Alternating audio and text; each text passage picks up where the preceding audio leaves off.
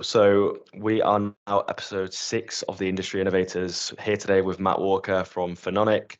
For those of you who don't actually know who he is, I'm sure a lot of people do. Matt, feel free to just introduce yourself and tell people who you are and what you do.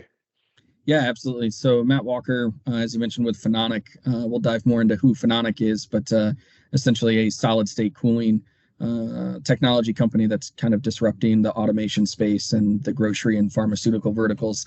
My background's been predominantly in automation technology and grocery operations, but previously, with Dematic and selling MFC solutions into the grocery space during that crazy boom phase. And prior to that, was working with a variety of different grocers, both in North America and overseas. Yeah, I appreciate the intro, but the MFC and grocery space has just absolutely blown up recently. You've got, companies coming out of our ears, really. Alert Innovation, obviously, with Walmart. You've got Urbex coming out of Boston. There's just so many different things popping up. It's an exciting time. Bringing it over to you and Phononic, for those people who don't know who Phononic is, what is Phononic and the solid state cooling technology? Tell us about the tech and what problem it aims to solve in the intralogistics industry. Yeah, absolutely. So Phononic, as I mentioned, solid state cooling technology company. That's a bit of a mouthful, but essentially for the geeks out there, it's leveraging the Peltier model, which is basically principles of thermoelectric cooling and semiconductor material. And in the case of Phononic and specifically the intralogistics industry, what we've developed is a solution set in which we can chill and freeze temperature controlled totes. And those totes we are then leveraging into ASRS, AMR, Q-based style solutions for the benefit of a host of different vertical markets. And really the driver there is just reimagining legacy temperature control. So historically, automation providers have struggled to really solve frozen side solutions, and some even still struggle with chill side solutions.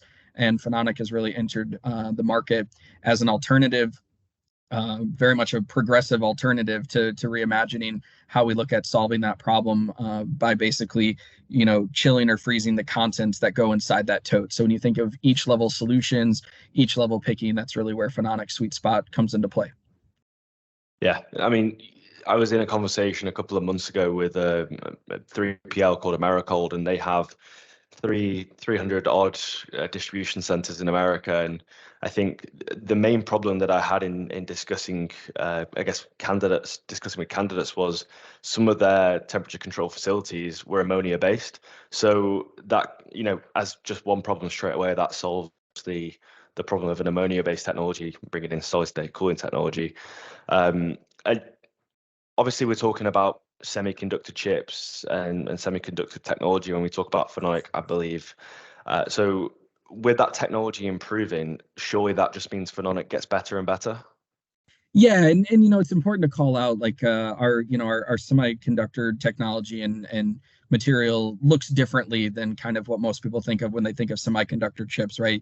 Those that Sure. are in phone or LED bulbs, right? The material and some of the concepts are different and similar, but essentially at the end of the day, what we're seeing with the semiconductors we're using specific for our industry to get that cooling power, we're seeing massive improvements in performance and reliability and quality, which are just so fundamental to ultimately delivering a good product. And you hit a really good point about kind of ammonia based refrigeration systems and what we just like to call HFCs in general. And I think that's another whole element to our solution set that's really kind of disrupting the space is solid state cooling, specifically Phononic solution leverages CO2 and water. And so, sustainability and ESG goals are growing rapidly across the globe. And this is presenting yet another reason why it's, companies are taking a look at Phononic solution because they can not only improve, both the actual operation and how they freeze and chill products and solve those problems, but also how then we can help them achieve their sustainability goals, which is a huge boost. Yeah, I mean, that's come up with MHI so many times is ESG and how we can make more efficient products. It's you see obviously when we're at ProMat and you see all the robotic grid systems and how they're kind of charging on the go, and it's somewhat you sometimes think seems a bit inefficient. So the kind of technology that we're talking about here, as semiconductor technology gets better, it surely just means that Phononic's going to be more and more of a market presence. Yeah, we certainly think so. And just again, the challenge is kind of temperature controlled warehousing space is facing right now. I was actually just doing another interview with kind of like the frozen and chilled, buyer. I think they're a trade publication that focuses on kind of, temperature controlled, logistics space and warehousing space. Sure. And it's a really interesting phenomenon going on there, obviously with all things, COVID and post-COVID and supply chain, and then growth of certain products, frozen products and chilled products. That warehousing space is just really tapped for availability right now. And the existing solutions that are deployed, the existing warehouses are quite aged. It's a very aged warehouse. The average age, I think JLL posted an article a couple of years ago where the average age was like 42 years of these buildings. So on one hand, you've got a restriction of available capacity, and these warehouses are very expensive, capital intensive to build out because of the size of the refrigeration systems and everything they're having to put in. And then on the flip side, the spaces that are still available are becoming much more maintenance heavy, right? Operationally, they have a lot more downtime. They're costing a lot more because of the age of them. And so it's kind of this perfect storm going on for folks like Phenonic, frankly. Yeah, I mean, just thinking about it there, imagine if you're a challenger brand in the 3PL space that doesn't have a whole lot of temperature control facility, it enables you to scale at a rate that you were previously not able to. And obviously, there's some warehouses in the US that are currently occupied, frozen or not, and it just brings a whole new element to the market. Yeah, and that's really, a point that we've heard a lot recently, which is just the inherent flexibility of our solution, because you are able to chill and freeze at a tote level, and then we can deploy that tote in automated systems or manual racking systems, or even on pick carts. We can really take any size organization and really grow with them as they go. They don't have to go source that space from a centralized temperature controlled warehouse outside of the rest of their facility, which creates its own logistics and shipping problems downstream. And then they simply can just add more totes as they go. We even have the ability to offer them different models that best suit, kind of where they are in their journey from a commercial and financial standpoint. And, I think that's just spot on. It provides so much more flexibility to kind of how we've, previously looked at solving some of these challenges in the industry. Yeah, and I guess what we're talking about here is like there's inherent challenge to any company trying to automate a frozen or temperature control space, and we're kind of briefly discussing here where Phenonic fits into that space. But if you could kind of choose out a few points where you really feel Phenonic can help a business that's struggling to automate a frozen or temperature control space, I'd love your top three if you could. Yeah, so I think the main two that come to mind, right off the bat, the first one is finding an automation provider that can handle frozen temperature zones to begin with, right? I mean, certainly that number has grown in recent years. I would say probably anecdotally or directionally that it's probably maybe 50%, 60%.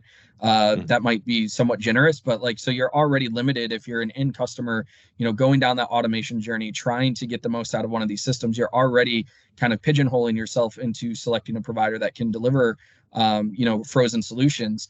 And then that kind of piggies back into my other point, which is when you're making a decision on automation, like we all know at the end of the day, name of the game in automation is throughput, right? You've got to feed the meat machine or feed the beast. And when you take out something like frozen from that portfolio that can fit in there, you're inherently degrading, the performance and output capacity of the solution for that end customer.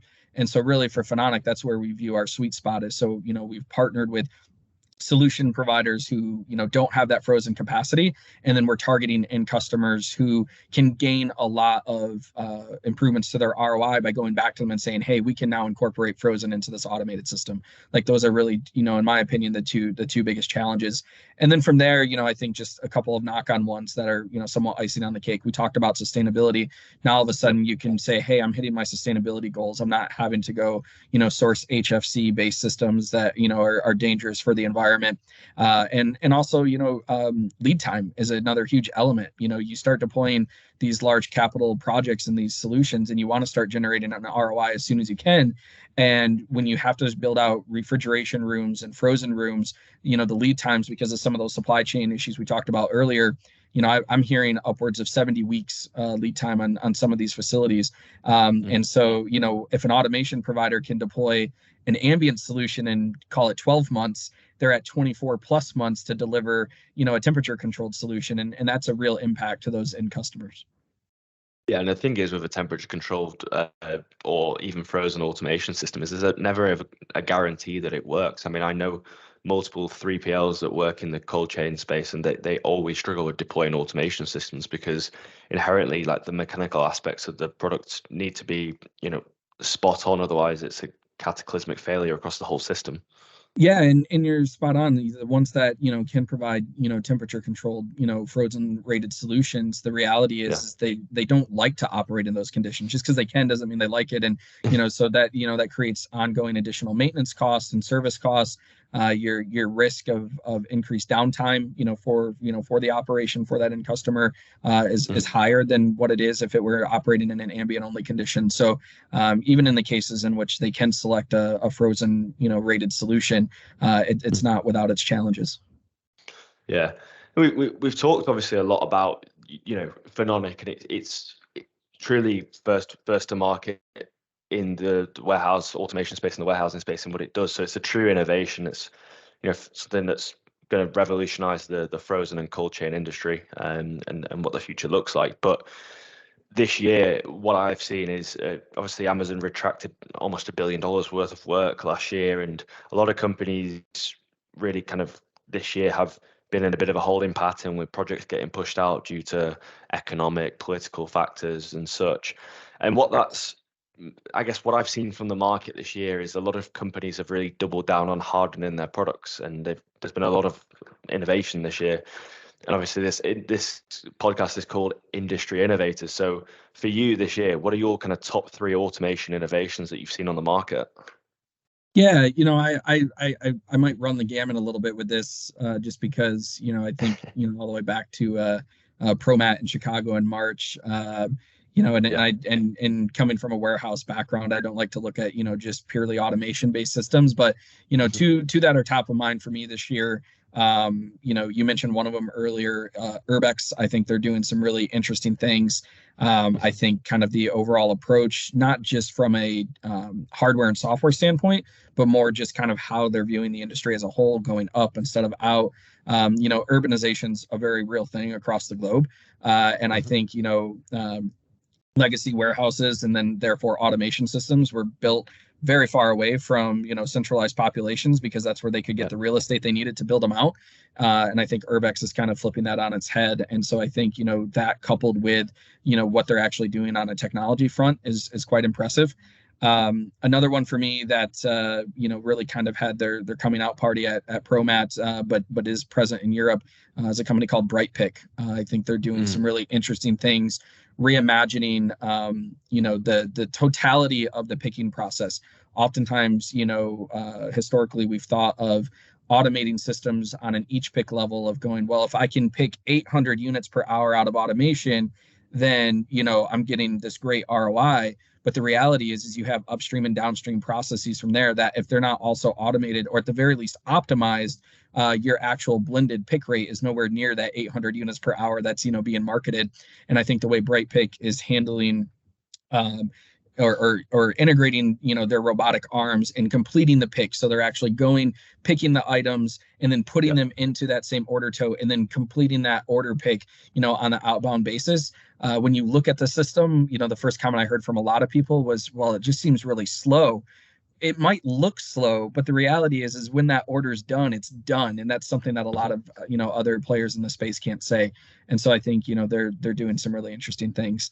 And then the last one, for me, they're not new, but I think they're growing rapidly. And I'm now seeing them enter into other vertical markets, which is quite interesting. And that's a company called Exotech, which I'm sure people aren't necessarily not familiar with. but I think they're ones that, started out very much focused in kind of apparel and e-com, but now you're starting to see them pop up in other vertical markets. And I think that's a testament to the stability of the system. I think that's it's a testament to the performance of the system. And so maybe not an innovation for this year, but I think just their growth is pretty cataclysmic, and their introduction into other vertical markets is an indicator that they've figured it out, right? Yeah, I mean, I'll start from the top there because those are three great shouts. I mean, the first one is Urbex, and I think I read an article from Rick Cohen at Symbotic, must have been 10 years ago, when Symbotic was so early on, and he was saying, how do we get more trucks out of New York, or more trucks out of New York, less trucks into New York, and Urbex solves that problem. And I just think it's an amazing solution in its entirety, the way that it revolutionizes, the industry that it's in. So I like what Lincoln and the team are doing there, and I'm really interested to see what that comes out to. Second, Bright Pick, very interesting. Saw Mary Glenn's video, must have been a couple of weeks now, but that's a system that I think everyone, when it came out at ProMat, everyone was like, interesting, but it's just kind of gone strength to strength, and people are excited to see where that goes. And the third one for me, Exotech, I saw that way back in Birmingham in 22, last year, 22. And the system, it just had everyone in awe, looking at, what it does, what it is, and the people behind it. There's absolutely no wonder it's spreading like wildfire. I'm fingers crossed I get to go out to the demo center in Atlanta at some point before Modex.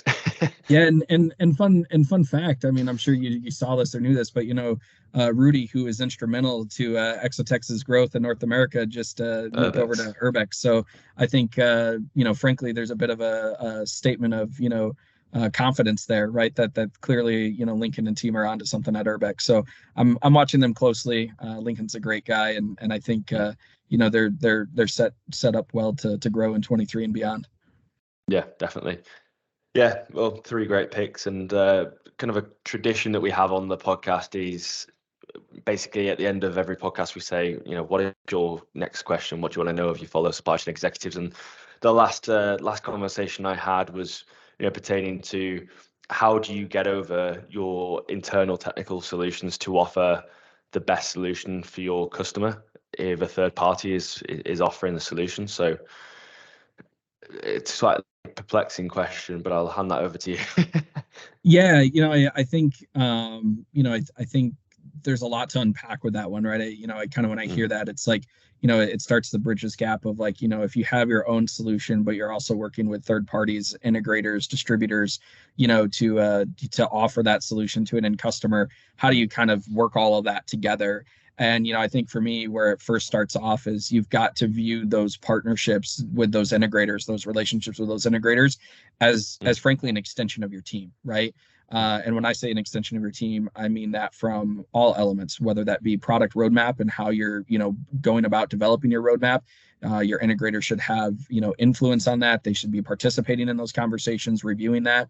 When it comes to aligning your KPIs and your incentives and your goals on the commercial side, there should be skin in the game by both teams, and a willingness to really look at, how do we offer that, best solution? And then from an ongoing service and support standpoint, how do you make it as frictionless for that end customer? Because at the end of the day, that end customer, they might work with an integrator, but, if they're buying the solution, from a different branded third, the actual, manufacturer of that, they're going to associate your brand back to their experience. And so you've got to make sure that service and support package, is as frictionless as possible. And so for me, it's kind of, starting at the beginning with, product and roadmap and development, and then how do you actually sell and solution and build those incentives and those measurable outcomes together. And then once you have actually successfully deployed that solution that you've worked on in that roadmap together, how do you service and support that end customer